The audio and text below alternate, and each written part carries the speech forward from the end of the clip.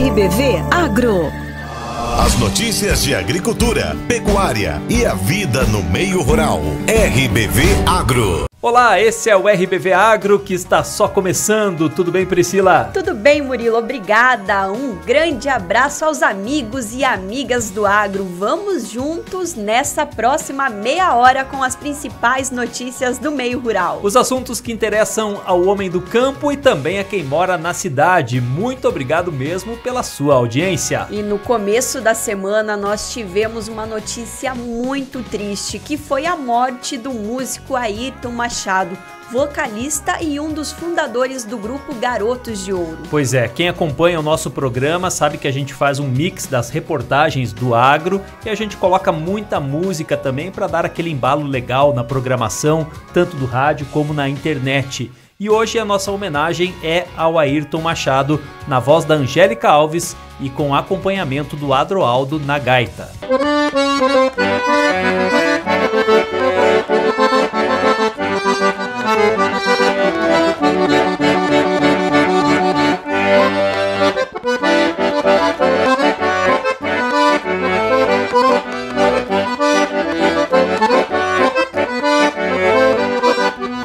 Trabalho a semana inteira numa xanga que arrumei, pra depois gastar na farra tudo que eu arrecadei.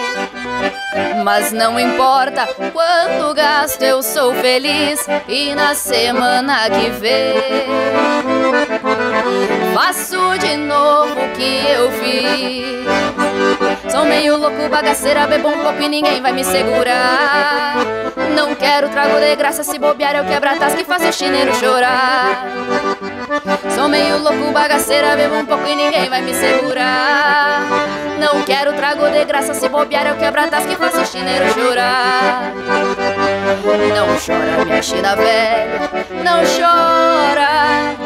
Me desculpe se eu te esfolei com as minhas esporas. Não chora, minha china velha, não chora. Encosta tua cabeça no meu ombro, que esse bagual velho te consola.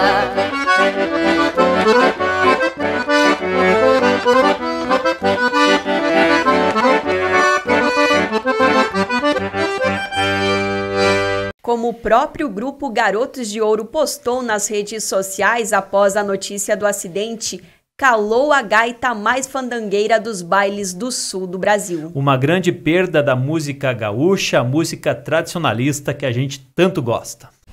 Destaque do RBV Agro. Semana marcada pela chuva ameniza a estiagem e ajuda agricultores com o início do plantio da safra de grãos. Produtor rural de Tangará supera momento de dificuldade e amplia a produção de morangos. Presidente da Cidasc cumpre agenda em municípios da região. Santa Catarina terá política estadual de agroecologia e produção orgânica. Vamos falar também da polêmica sobre o marco temporal e os impactos no agronegócio. E tem ainda a receita de uma sobremesa com mandioca que foi batizada aqui na região de Bom Bocado. RBV Agro. Além da morte trágica do Ayrton Machado no começo da semana, na quinta-feira a música gaúcha perdeu mais um talento, um nome muito tradicional, Iedo Silva, vítima da pandemia do coronavírus. Iedo Silva tinha 74 anos e, além das complicações causadas pela Covid-19, o cantor descobriu recentemente um câncer de próstata em estágio avançado. Nascido em Cachoeira do Sul, Iedo Silva começou a carreira nos anos 60. Na década seguinte, formou o grupo Os Tauras e deixou o conjunto em 1980 para fundar os Farrapos. A partir dos anos 1990, iniciou a carreira solo, onde permaneceu nas décadas seguintes. Durante toda a carreira, Iedo Silva emplacou grandes sucessos como Ala Puxa Tchê, Me Comparando ao Rio Grande, Chiquita e Pampa na Garupa. Foram mais de 45 anos de carreira, levando a música tradicionalista gaúcha para todo o Brasil. A chuva registrada nesta semana, principalmente na terça-feira, foi bastante significativa na região meio-oeste de Santa Catarina. Segundo dados da EPAGRE, em muitos municípios o volume médio ficou em 40 milímetros. E essa chuvinha abençoada, Priscila, ajudou, pelo menos um pouco, a minimizar os efeitos da estiagem. Afinal, a seca estava atrasando o plantio da safra de grãos, principalmente o milho. Acompanhe na reportagem de Wilson Antônio. Depois de um longo período, a estiagem na região deu uma pausa com a volta da chuva das últimas horas. Jonathan Galho, gerente regional da EPAGRE de Videira, fala sobre o impacto dessa chuva para toda a região. Realmente é uma chuva muito esperada, né, por toda a região, por todo o estado, visto que nós vínhamos numa situação de muita deficiência hídrica. Buscando os históricos, nós percebemos que as últimas precipitações tinham se ocorrido lá no mês de julho. Passamos agosto completo sem nenhuma chuva, ou praticamente nenhuma, ou com volumes muito pequenos, e agora em setembro novamente que tem o retorno dessa chuva tão esperada para todo o setor agrícola. Como nós estamos no início de uma nova safra de verão, né, final da safra de inverno com o trigo em final de ciclo, início da fruticultura, também no início do plantio do milho, né, em toda a nossa macro-região, essa chuva ela traz o alento, né, para todo o setor. Agora os plantios de grão começam a tomar cada vez mais força, a fruticultura volta a ter um desenvolvimento melhor, né, sem ter um déficit hídrico, isso é muito importante para ela também, principalmente pensando na questão da qualidade de fruto. E aí, falando em dessedentação animal, é fundamental, né? Nós estávamos já com muita dificuldade de águas superficiais, águas subterrâneas também já com vários relatos de poços que tinham diminuído muito a sua vazão, né? Poços artesianos que tinham diminuído a vazão. O gerente comenta também sobre o volume de chuva das últimas horas. Então esperamos com esse volume já apresentado nessa noite, aqui para nós em Videira algo em torno de 38 milímetros, algumas estações regionais aqui com volumes um pouco superiores, ou até mesmo um pouquinho inferior, mas na média na faixa dos 35, 38 milímetros. Já traz esse alento, né, principalmente somando com as outras duas chuvas que ocorreram agora de setembro, que já somam um total de 88, 90 milímetros na nossa região. Isso já traz um grande alento, já faz o reabastecimento do lençol freático e permite com que as culturas de verão agora tenham o seu desenvolvimento normalizado. E que chova bem mais, né? Tá precisando ainda. Com certeza. Agora uma reportagem de empreendedorismo no agro que vem lá de Tangará.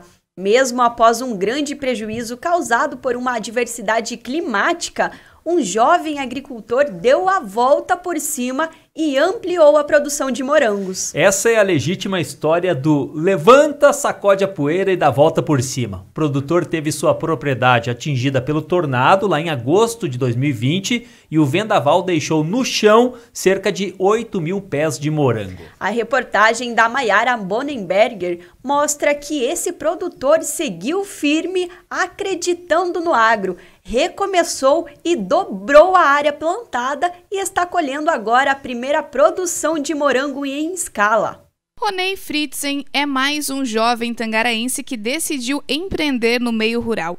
Após concluir o ensino superior, retornou para a propriedade da família, mas queria fazer algo diferente do que já era praticado, momento em que optou pelo plantio de morangos. A gente ficou alguns anos trabalhando fora, depois de ter formado, feito faculdade de administração, e retornamos para a agricultura com o objetivo de produzir alguma coisa diferente. Então, pesquisando e indo atrás, chegou a ideia do morango. É uma fruta diferente, não muito produzida na região, que chama a atenção pela beleza, pelo sabor, né? No início a gente começou plantando 5 mil pés, o plantio foi no solo, e com o tempo a gente foi elevando ele. Partiu para um sistema que chama semi-hidropônico, que é um plantio acima do solo, né, suspenso, evitando assim pragas, ataque de pragas, de doenças e facilitando a ergonomia de trabalho da gente. A venda da produção é realizada na região e a demanda, segundo ele, é muito grande. Nossa produção,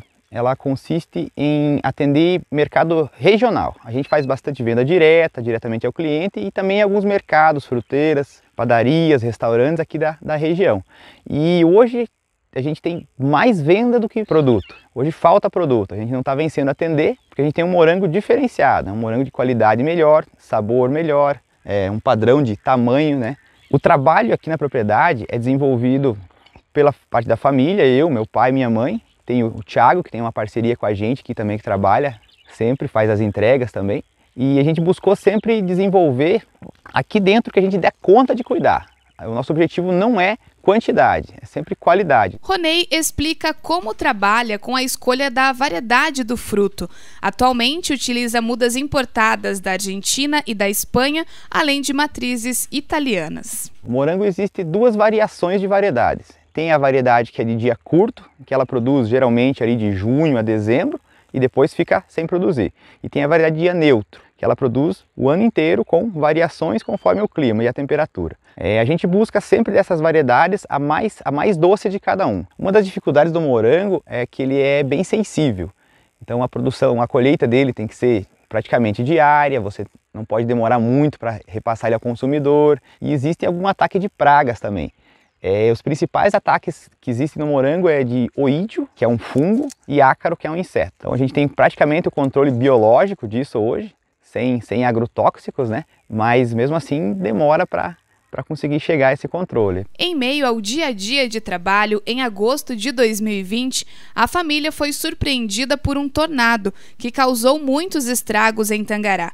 Na propriedade, estufas com 8.000 mudas de morango semi-hidropônico ficaram no chão. Isso causou medo e desânimo, mas foi após o acontecimento que a família deu a volta por cima e expandiu a produção. A estrutura que a gente fez, ela tem um custo bem elevado, assim. A gente trabalhou com ela a longo prazo, né, para você ir depreciando ela em vários anos. Então foi um investimento alto e um investimento que teve que ser refeito por causa de um tornado que passou aqui na região, acabou levando as estufas e mais outras benfeitorias aqui da propriedade. Então a gente teve que ter um investimento que não estava previsto. E o interessante é que nesse momento eu pensei em parar. E aí não vou sair daqui, eu gosto daqui, tenho amor pelo que eu faço. Então vamos buscar um pouco de recurso, vamos sentar e fazer as contas. E foi aí que a gente decidiu dobrar a produção. Hoje a gente tem perto de 18.000 plantas de morango produzindo. A gente buscou a ideia de se defender mais de problemas climáticos. Então as estufas eram altas, ocorrendo a incidência de ventos, acabava levando, derrubando, dando transtornos e problemas. Então a gente optou hoje por um sistema novo, diferente, que é um sistema de túnel alto.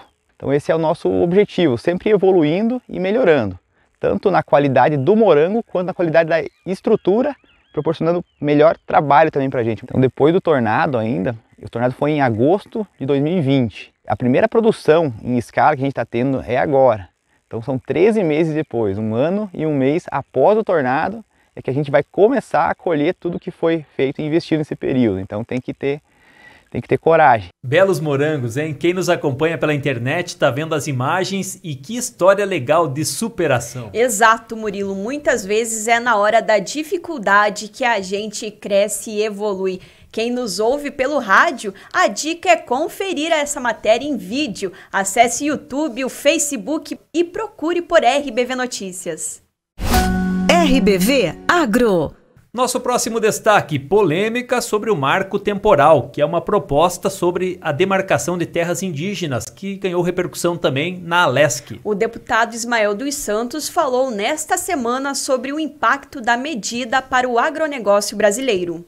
Durante a sessão ordinária da Assembleia Legislativa desta terça-feira, o deputado Ismael dos Santos, do PSD, falou sobre o marco temporal e o impacto de demarcações de terras indígenas para o agronegócio. O parlamentar citou dados resultantes da interferência no marco temporal. 42,73 bilhões de dólares em prejuízo em exportações agrícolas poderão ser geradas aí. 1,5 milhão de empregos a menos se não for respeitada a questão do marco temporal. 364,59 bilhões de reais no prejuízo em produtos agrícolas que não serão mais produzidos. O aumento do preço dos alimentos por conta da extinção de áreas agrícolas. Isso, é claro, em nível de Brasil. Ismael também falou sobre o trabalho realizado pelos agricultores de Santa Catarina. Primeiro, destacar aqui a garra, a vontade, a coragem, a união, a determinação que é preciso reconhecer dos nossos agricultores, dos nossos pequenos agricultores em Santa Catarina que fizeram a riqueza desse estado e que ainda fazem através do agronegócio. O Supremo Tribunal Federal ainda não concluiu o julgamento de uma ação que trata do tema do marco temporal. A decisão da Corte deverá servir de base para futuras demarcações de terras indígenas no país. Se o STF acatar a tese, somente poderão ser delimitadas as áreas que estavam ocupadas por índios quando a Constituição foi promulgada em 1988. Da Rádio da Assembleia Legislativa, repórter Carlos Venâncio. Antes do intervalo, a gente tem mais um destaque. Lembra, Priscila, da famosa rifa da Fazendinha? Lembro sim, aquela dos prêmios inusitados, um porco, outro porco, mais um porco, um pato, uma tilápia de 2 quilos. Uma choca com pintinhos, um queijo, um salame, uma cuca e por aí vai, né? Algo sensacional aquele vídeo. Bom, a gente quer registrar que teve até uma moção de aplauso na Lesc para os responsáveis pela rifa da Fazendinha. Nessa quinta-feira, na Assembleia Legislativa, o deputado suplente Tiago Frigo, do PSL, entregou moção de aplauso para Jussara Sávio, diretora da Escola Básica Municipal Bairro Bortoloto, de Nova Veneza, pelo sucesso da rifa A Fazendinha. A distinção também foi entregue para a presidente da Associação de Pais e Professores, Patrícia Souza da Costa, e para outros colaboradores pelas ações em prol da escola. O sorteio tinha o objetivo de promover uma festa para as crianças da comunidade escolar. E um vídeo da diretora divulgando a iniciativa viralizou e rendeu a venda de aproximadamente 30 mil bilhetes. Os prêmios são doações da própria comunidade, como porcos, patos, galinhas, salames, queijos e cucas. O deputado Tiago Frigo comentou o propósito da moção de aplauso. Essa moção, o objetivo principal é valorizar a educação, né? A educação, a gente sabe que o pano de fundo da rifa da Fazendinha, e o objetivo principal é valorizar a educação e as crianças. A diretora da escola agradeceu a homenagem. A gente está muito feliz. Eu só tenho a agradecer a cada brasileiro, a cada catarinense e a cada deputado, e principalmente o Tiago, que está nos homenageando hoje, e dizer que a educação agradece. Que é um momento de dizer que nós estamos nos reinventando dentro da educação nesse momento de pandemia. Da Rádio da Assembleia Legislativa, repórter João Guedes. Tá faltando agora a gente saber do sorteio dessa rifa, né? Dos ganhadores dos prêmios do agro. E aí, com certeza, vai ter mais repercussão, porque a rifa foi vendida, Murilo, para todo o Brasil. E até no exterior. Pessoal, nós vamos fazer uma pausa e na volta tem os recados dos ouvintes e internautas do agro. E você lembra da Edna do Café Colonial Delivery, que foi destaque no agro na semana passada? Hoje ela volta aqui no programa para compartilhar com a gente a receita de uma de suas delícias. Fique ligado porque nós voltamos já.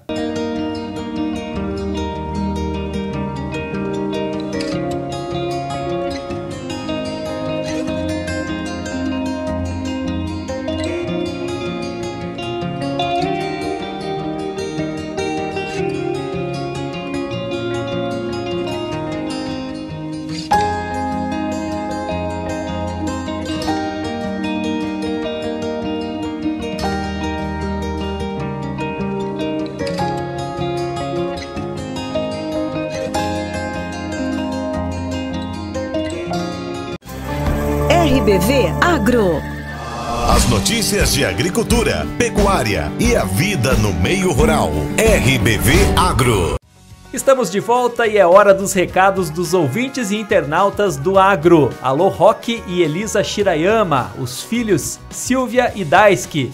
Família, gente fina demais. A Elisa nos mandou fotos da floração dos pomares. Ela escreveu a seguinte mensagem: este ano o frio chegou no tempo certo. Todos os pés carregaram de flores, agora esperar frutas bonitas, né? Lindas as fotos, lá tem pêssego, ameixa, maçã e as deliciosas peras japonesas. Que tal, hein? No final do ano a gente vai aí experimentar e gravar uma reportagem com certeza, ainda mais que a propriedade da família Shirayama fica lá na minha cidade, em Caçador. A Terezinha Nórdio também nos mandou belas fotos do pôr do sol e do amanhecer, à vista da casa dela em Caçador. Valeu, Terezinha, um grande abraço. E adivinha quem está nos prestigiando novamente? Eu quero conhecer o Velton Fritzen, porque as fotos que ele manda toda semana aqui pro RBV Agro são ótimas. São mesmo, Murilo, uma mais bonita que a outra. Vamos ter que ficar ficar aqui falando um tempão para dar tempo de mostrar todas essas fotaças para quem nos assiste pela internet. E você que está acompanhando pelo rádio, vai lá na live, dá uma olhada, porque vale a pena. As imagens enviadas pelo Velton são do entardecer em Três Itilhas e Ibicaré, na linha Gramados Leite. O que é esse pôr do sol, essa paisagem rural com essas simpáticas vaquinhas, hein? Sensacional! Valeu, Velton! Valeu! E você que tá ligado aí no programa, anota o WhatsApp do Agro para nos enviar também as suas fotos. 99129-4258. Repetindo, Priscila? 99129-4258. RBV Agro. Governo impõe restrições à entrada de carne suína no país e Santa Catarina segue medidas de controle sanitário. Priscila Dallagnol. O Ministério da Agricultura, Pecuária e Abastecimento proibiu a entrada de produtos de origem suína em bagagens de viajantes que vierem ao Brasil de qualquer país. A medida quer evitar que a peste suína africana entre em solo brasileiro. Santa Catarina também segue restrições, como comenta Diego Torres Severo, diretor de Defesa Agropecuária da SIDASC. Com certeza existe o risco dessa possível entrada da peste suína no país. A grande preocupação nossa são com os turistas nos aeroportos, mas também temos a preocupação grande nos portos. Também pode vir, claro, por via terrestre o ingresso desses alimentos contaminados. E existe o risco, sim, da ocorrência dessa doença. A peste suína africana não oferece risco à saúde humana, mas é altamente transmissível em criações de porcos. A doença viral está presente em mais de 50 países e chegou ao continente americano na República Dominicana. No Brasil, o último foco foi em 1981 e o país é declarado livre de contaminação desde 1984.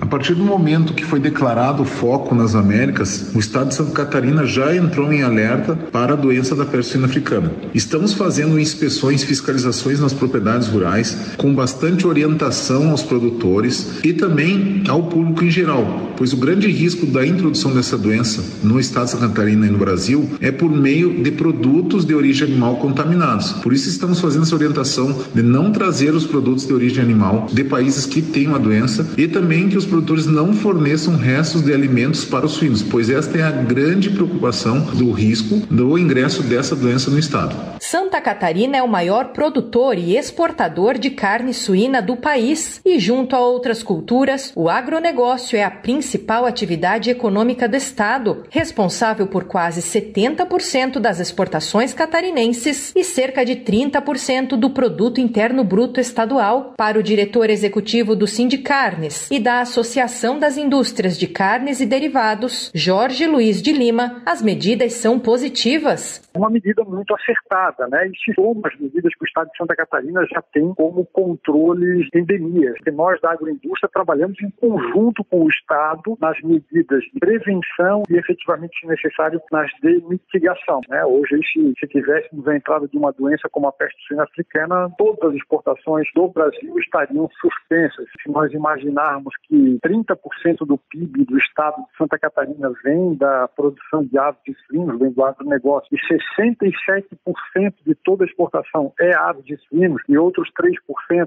são de outras atividades do agronegócio catarinense, nós teríamos aí um prejuízo bastante efetivo total, né? De Florianópolis, da Rede de Notícias Acaerte, Priscila Dallagnol. O presidente da SIDASC, Plínio de Castro, cumpriu a agenda nesta semana em municípios da região Meio-Oeste. A nossa reportagem conversou com ele sobre o objetivo das visitas. Acompanhe. Durante a semana, nós tivemos uma programação no município de Caçador, com a entrega de um CISB para uma empresa que está se habilitando a comercializar os seus produtos em todo o Brasil, ou seja, sai do universo de Santa Catarina de 7 milhões de habitantes, pouco mais de 7 milhões, para um universo de mais de 200 milhões de habitantes. Além disso, estamos até como uma forma de estimular, entregamos também alguns certificados para a região de propriedades livres de brucelose e tuberculose e aproveitamos a passagem na região para conversar com a imprensa, para visitar algumas lideranças municipais em vários municípios, prefeitos, vice-prefeitos, vereadores, sempre no sentido de estimular a defesa da sanidade de Santa Catarina, a defesa animal e a defesa vegetal, que é o objetivo principal da SIDASC.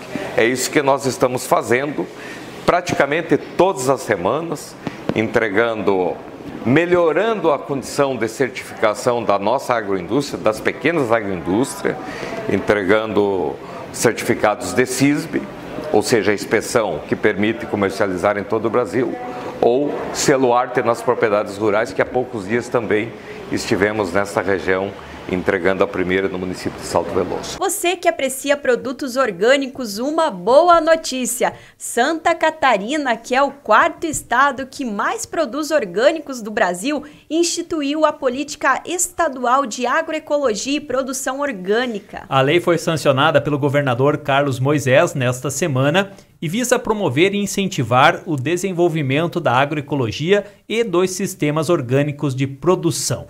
Vamos acompanhar o que falou sobre esse assunto o secretário adjunto de Agricultura do Estado, Ricardo Mioto. Acho que um momento muito importante para o Estado de Santa Catarina, com a sanção da lei que institui a Política Estadual de Agroecologia e Produção Orgânica aqui no Estado, pelo nosso governador Carlos Moisés.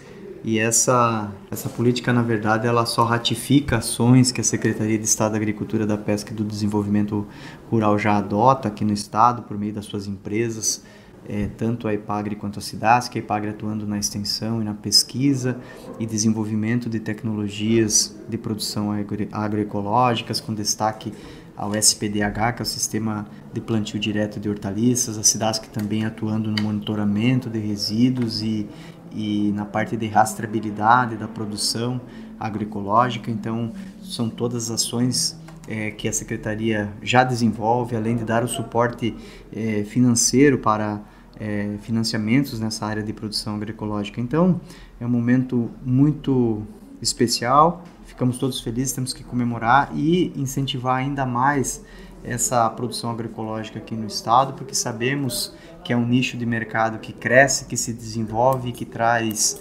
benefícios tanto a quem produz do ponto de vista financeiro, mas também do ponto de vista ambiental e de sustentabilidade que se reflete em toda a sociedade. Então, é um momento muito importante para comemorar essa implantação da Política Estadual de Agroecologia e Produção Orgânica aqui no nosso estado. Segundo o Cadastro Nacional de Produtos Orgânicos do Ministério da Agricultura, o número de agricultores catarinenses que se dedicam ao cultivo de alimentos orgânicos aumentou 12,9%, segundo dados do ano de 2018.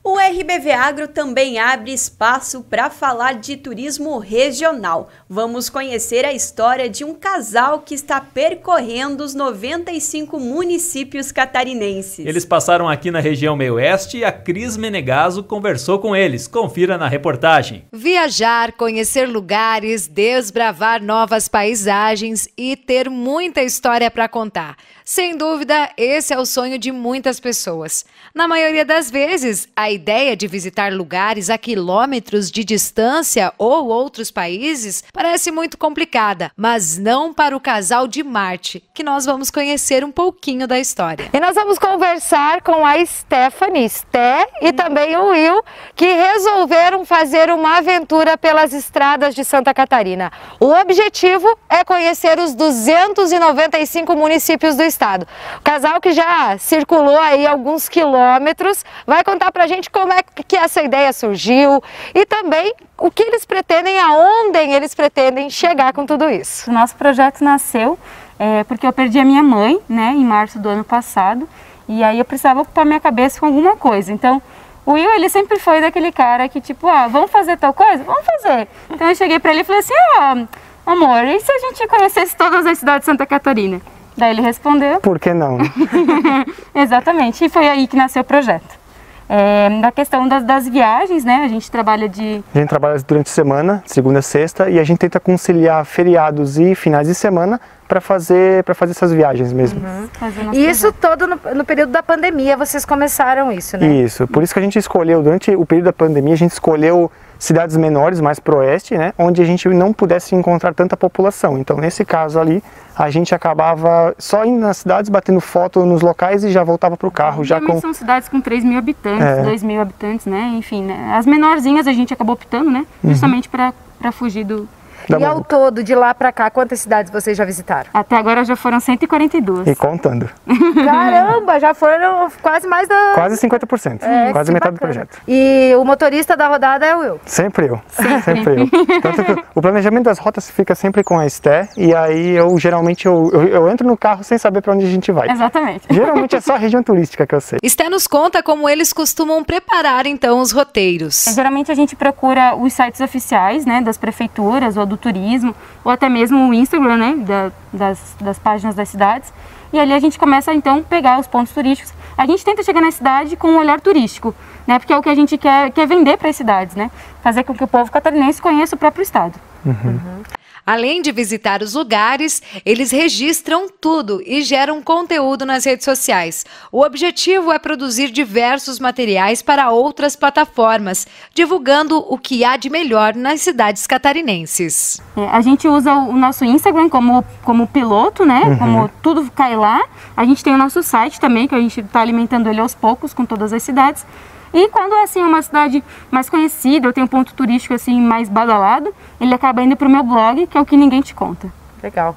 Acho que é interessante comentar também que a gente não está só passeando nas cidades, né? Além da gente poder gerar conteúdo para o turista, a gente gera conteúdo para quem mais quiser de outras áreas, como por exemplo camping. A gente tem canal de receita lá dentro do nosso Instagram, a gente tem canal de dicas, canal de avaliações de produtos. Então a gente tenta trazer sempre um conteúdo para o pessoal e não só foto bonita de locais, sabe? A gente tenta sempre gerar conteúdo. Além do nosso canal A gente tem agora o podcast, que está no Spotify disponível, a gente vai botar ele também no iTunes e no Deezer, e a gente está abrindo o canal no YouTube também, já para trazer também mais conteúdo para o pessoal. E os perrengues das viagens, já tiveram muitos? Acho que faz parte já. Sim, sim. Eu acho, mas o melhor de todos é o das nossas férias do final de ano, né? Sim, a gente tinha planejado uns 5, 7 dias mais ou menos de viagens seguidas para a gente poder fazer uma boa parte da região do oeste e acabamos tendo que voltar no segundo e terceiro dia.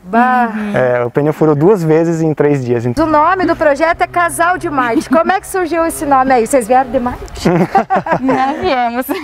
Então, a gente queria uma tatuagem de casal e a gente estava planejando nossa viagem para o deserto do Atacama.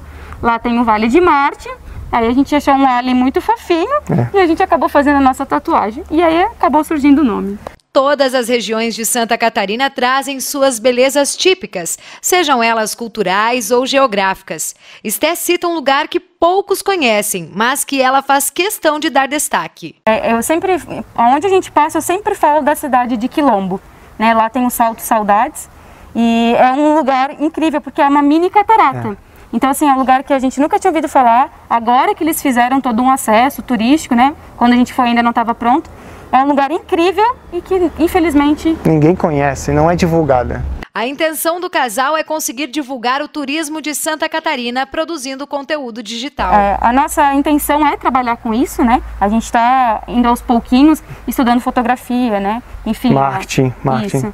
E a gente quer, mas infelizmente a gente ainda não consegue se manter com isso. Com todos os parceiros que acabam apoiando a gente acaba dando como moeda de troca uma publicidade, sabe? Tanto publicidade no Instagram, como às vezes vídeo de divulgação, sabe? E aí? Já pensou em tirar do papel aquela viagem que você vem adiando? Que tal um incentivo? Pé na estrada e bora lá! E para o Casal de Marte, nos resta desejar uma boa viagem. Tchau, obrigada! Que bacana, fiquei a fim de tirar um tempo para viajar também. Viajar é tudo de bom e não precisa ser para muito longe não, tem muito lugar bonito e atrativos aqui na região, fica a dica. E vamos fechar com água na boca, Murilo, uma sobremesa feita com mandioca que ganhou o nome aqui na região de Bom Bocado. A receita é da Edna Tomazini, que na semana passada participou de uma reportagem sobre o Café Colonial Delivery. Oi gente, tudo bem com vocês? Aqui tá tudo certo. Olha só, eu vim até a propriedade na linha Cará, em Caçador, conversar com a Edna, que é dona de uma pequena agroindústria aqui em Caçador, que faz umas delícias de receitas e ela vai ensinar uma delas pra gente. Tudo bem, Edna? Tudo bem, sejam muito bem-vindos à nossa propriedade. Muito obrigada. Conta pra gente qual é a receita que você vai nos ensinar a fazer. Hoje nós vamos fazer um bom bocado de mandioca. Bom bocado? O que seria esse bom bocado, Edna? O bom bocado é aquela coisinha bem macia, docinha, que quando você coloca na boca, você diz que bom bocado, né? Olha só, é um bolinho, né? Um bolinho de mandioca. Um bolinho de mandioca. Então, fica ligadinho que a gente vai acompanhar essa receita. Edna, quais são os ingredientes? Vamos precisar de mandioca crua ralada, ovos, queijo ralado, manteiga, leite de coco, leite de vaca e açúcar. Então, vamos ao modo de preparo do bom bocado de mandioca. Vamos precisar de 4 xícaras de mandioca crua ralada no ralo grosso ou pode ser passada no processador, né? Quem tiver processador vai mais rapidinho, né? 4 ovos inteiros, 4 colheres de manteiga, não deve ser usada a batedeira, sempre mexido com a colher. Batido na mão. Na mão. 2 xícaras de açúcar, 2 xícaras de queijo ralado, qualquer tipo de queijo da sua preferência, e faz a mistura. Aí são 250 ml de leite de coco, ou uma xícara bem cheinha. E a mesma medida de leite. A mistura tem que ficar bem líquida. Se você gostar, você pode acrescentar um pouco de coco ralado, mas já está pronta a nossa receita, né? Só colocar para assar. Não precisa untar a forma, não tem necessidade. Como ela já tem a manteiga, né? Ela já está pronta. E ela pode ser colocada em tigela de vidro, não tem problema? Na forma, ela pode ser feita em banho-maria, que nem pudim. Caramelizada a forma, né? Agora, o bom bocado vai para o forno, que deve estar bem quente, em 200 graus. Asse por cerca de 1 hora. Quando as bordas e o fundo do bom bocado ficarem tostadinhos, está pronto. Edna, de onde que você tirou essa receita? O bom bocado de mandioca, a gente aprendeu essa receita com um casal de amigos lá da Macieira. O Adelino e a Ana Quaresma, os grandes amigos. E esse nome? Porque bom bocado eu ainda não tinha visto. De onde é que você tirou esse bom bocado? Na verdade, a gente chamava de bolo de mandioca. Mas aí o padre João Maria, da paróquia Nossa Senhora Rainha, batizou esse bolo de bom bocado de mandioca. Porque ele diz que cada colherada é um bom bocado. Ai. Então vamos ver se é verdade, né? Vamos experimentar esse bom bocado de mandioca. Realmente, o padre tá certo, não é um bom bocado, é um bocado maravilhoso, gente, tá muito bom. E aí, gostaram do bom bocado de hoje? Então não perde, porque semana que vem tem mais receitas aqui no Água da Boca. Achei fácil, hein? Acho que vai rolar lá em casa o tal bom bocado de mandioca. E se ficar bom, Priscila, eu trago na semana que vem um pedaço pra você. Combinado, Murilo. Aliás, faz tempo que não tem degustação aqui no Agro. Já tô sentindo falta. Você, hein, Priscila? Não perde tempo. E você que tá aí em casa, ligado no nosso programa, quer anotar tudo certinho desta receita? Acessa lá o portal rbv.com.br. É isso aí. Nós vamos ficando por aqui com mais um trechinho musical para lembrar do Ayrton Machado. Essa canção a seguir, chamada Tertúlia, é de autoria de Leopoldo Razier, mas era sempre cantada pelo Ayrton Machado e continuará sendo pelos Garotos de Ouro. Bom final de semana, até a próxima! Tchau, até mais!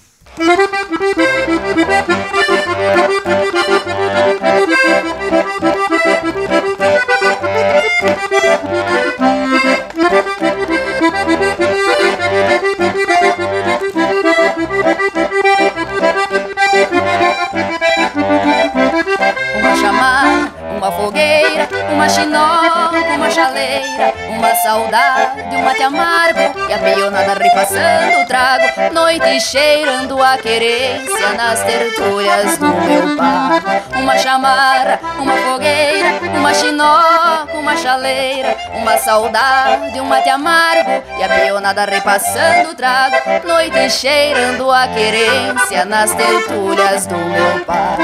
Tertúlia é o eco das vozes perdidas no campo afora, antiga brotando livre, novo prenúncio de aurora. É rima sem compromisso, julgamento ou castração, onde se marca o compasso no bater do coração. Uma chamarra, uma fogueira, uma chinoca, uma chaleira, uma saudade, um mate amargo e a peonada repassando o trago, noite cheirando a querência nas tertúlias do meu pago.